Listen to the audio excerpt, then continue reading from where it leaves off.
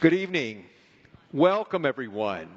It's so wonderful to be back together in person after a hiatus of almost 3 years.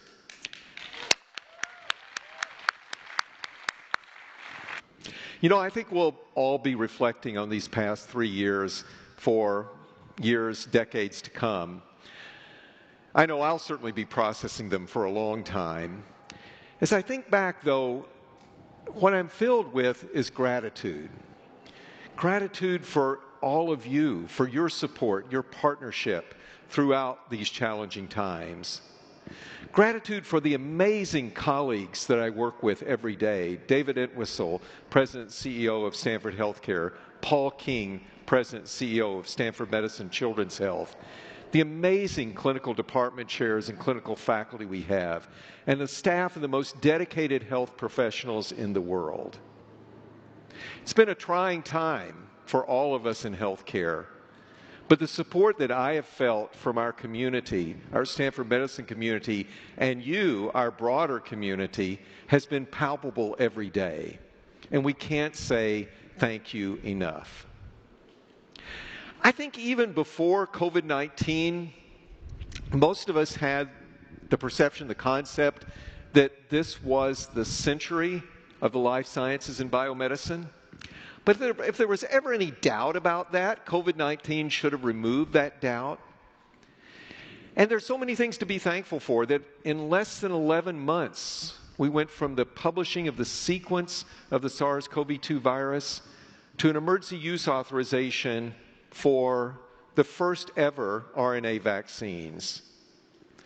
Now we know, though, that those advances, as impressive as they are, and the partnership between the government and industry and academia, which made that possible, as impressive as all that is, it was on the backs of, and as a result of, decades of fundamental and translational research that enabled the acceleration of that process. And that's really what we in Stanford Medicine are all about. It's about doing the very best research from discovery to translation to bringing it to the benefit of our patients in our healthcare delivery systems. Tonight, you're going to hear from 3 amazing faculty, each of whom is going to describe to you the passion that they have for their work, for their accomplishments, and most importantly, for the future, for what they plan to do, and we know they're going to do in the future. And it's because of the support of you and our broad Stanford Medicine community that we can support faculty like this, to make transformative advances, to think outside the box, or as one of our faculty members said, at Stanford, we don't even know that there is a box, and to bring those advances even more rapidly and effectively to the benefit of patients.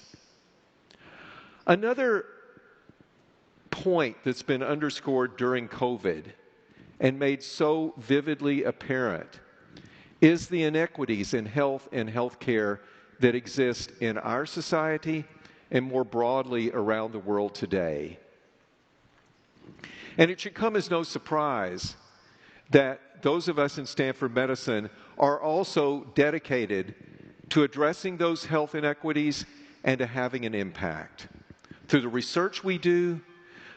And there's so many different ways in which we can have that impact, from the development of a novel vaccine here by Stanford faculty that has no cold chain requirement and also can be administered intradermally rather than intramuscularly, and so doesn't require health professionals to administer, to the work we've done in our communities around us in San Jose and the East Bay to provide access to vaccines and testing in communities that previously didn't have that access, to the health policy work that our scholars are doing to look at the policy-related matters that make it more difficult for certain underserved members of our community to access care in the way they should be able to.